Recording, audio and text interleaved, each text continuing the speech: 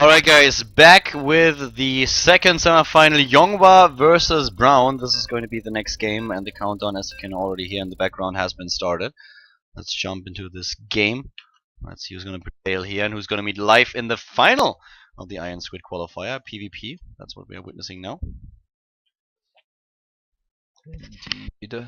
It's going to be best of 5 again, like the last match we just witnessed.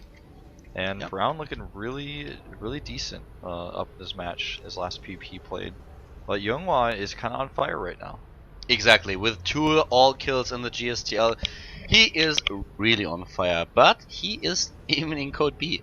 That's so crazy that you have to think about it. That's actually, you have to wrap your head around it and just realize what just happened. He's in Code B. He's not even Code A, he's not Code S, no. He is only on fire in the GSTL because he lost in the final of his Code A qualifier. To the top right of Daybreak in our first game, we have now Brown starting at the bottom left with his opponent. This is Yonghwa. For Incredible Miracle, we have Slayers versus LGIM. And yeah, bottom left currently now, Yonghwa. I want to see what he's going to do. We haven't scouted a single game from him in this qualifier, so that's going to be very interesting how strong he's going to be here. Brown, on the other hand, played a PvP earlier when he was up against Value, was able to win with a 2-1 against his opponent. And oh, by the way, I finally found out who Alan Key is. Who's that? It's Arthur. Ah, okay, that makes sense. By the way, the last few games that Yonghwa has played in Pros vs. Pros. The last one he played, we beat Genius in a PvP. He also was able to take out Oz and Tastar, so he's basically defeated some of the best Prosses from each team in the team league with some of those all kills we talked about. Yep. His win rate right now is 60.5%, so that's just giving you a glimpse into what he's done recently, because those results are pretty recent. They're also like, you know, offline results, so he's been pretty strong in this matchup. He's considered a very smart Protoss. And Brown, though, is going to hide this probe. Yeah, look at that. He is really trying to be sneaky here. Hides a probe immediately. And he could actually, I mean, let's have a quick look in this main base. He didn't take the second gas. Nope. He very well could just try to 4-gate with this. Exactly. If you 4-gate and then you have a pile in your opponent's main base, the game is going to end. So Brown starting to be a little bit sneaky here. Let's see if he drops a pile or if he just wants to have a scout later on. That's going to be very interesting. I don't think that at this point Yonghwa is going to scout to the left side.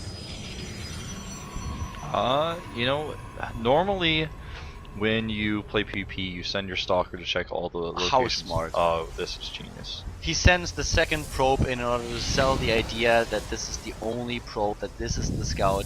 Very well done. Now there is no reason for Yonghwa to actually send a unit to the left side because he believes that this is the only scout that he has to deal with.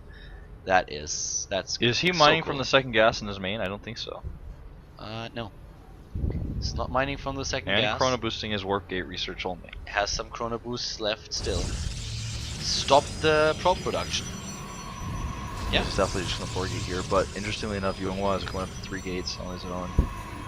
That's still not necessarily going to be enough because his warp gate research is going to be behind. Also, that one pylon powers all of the things. It powers the 2 gateways at the bottom as well as the Cyrex core. I don't think the pylon to the north actually touches those other gates. But it's still funny, as it? Oh wow.